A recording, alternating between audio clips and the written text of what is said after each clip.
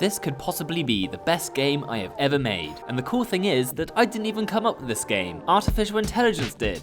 Well, that might be overselling it. A couple of years ago, I tweeted this out, which was my little attempt at making a random game generator. It kinda sucked, but I liked the idea, and after cancelling my big project Cardallion, I thought it would be a good thing to try and make a game using whatever the randomizer put out. That way, I don't even have to think of something to make. Introducing the new and improved Game Randomizer 2.0. On the left, you have your categories, and when you're ready, you click Generate and let the lottery ball spin. Each slot fills out, and you're left with a horror game with the theme of worlds set in a zoo with an action figure? Let's go again. And if you like the sound of one of the chosen categories, you can lock it in and spin again. Or you could just change what categories you have. Want to have a sports horror FPS visual novel? You must be crazy, but I'm not going to stop you. You can get some pretty cool ideas out of this, like an action game with the theme of Fragile set in a shopping mall with a giraffe? That just sounds stupid, there's no way I'm making that.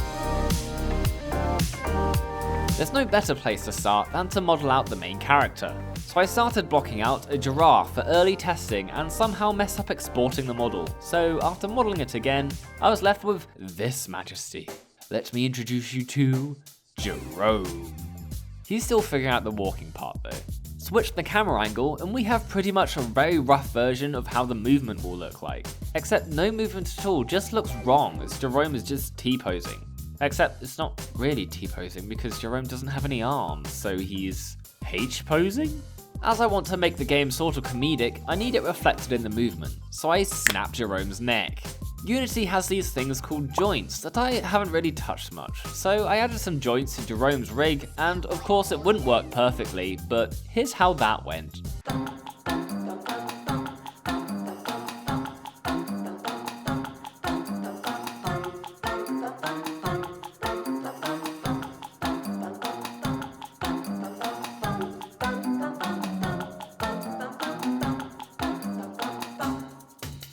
After a while, I managed to get Jerome's neck to behave, though mixed in with the running animation I made, it was interesting. Bear in mind that I managed to improve his neck over time as the game gets better, but for now Jerome's just going to have a very heavy head. Now that we have Jerome all fixed up, I hopped into Blender and made some basic mall decor, basically normal things like a bench and some greenery, but also including this fountain, made of what was meant to be frogs. I don't know if you can really tell. Of course this fountain doesn't shoot water yet, but with the other props it at least does fill out the space some more, and inches us just that bit closer to having a game.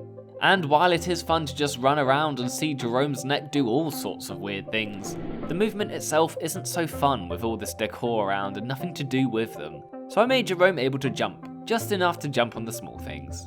But we will let Jerome decide for himself. Are you happy that you can jump now, Jerome? Yeah, you are. But this shopping mall won't be a shopping mall with just one floor.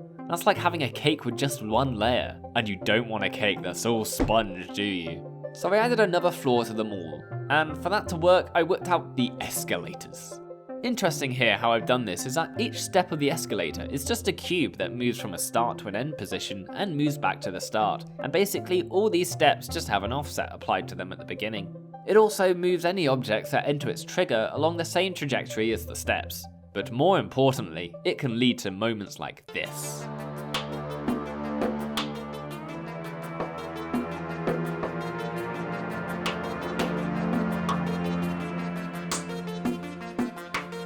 You can also see here that the top floor pops in and out of existence, and that was a little something I did so that you could see the giraffe if they went out of view.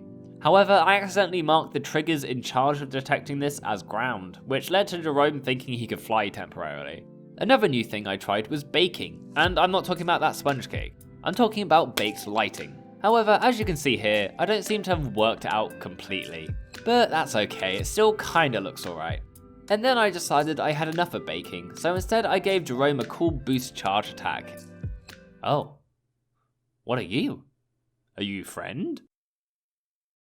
So yeah, I made people. The mall was pretty empty without them, and I needed some things other than Jerome walking about. After all, this is meant to be an action game. When Jerome runs into them, I thought it would be funny to give him a flared animation as they slowly roll away. This is kind of a little bit of a play into the Fragile theme. And of course, as I was quite enjoying this, there was only one thing I had to do.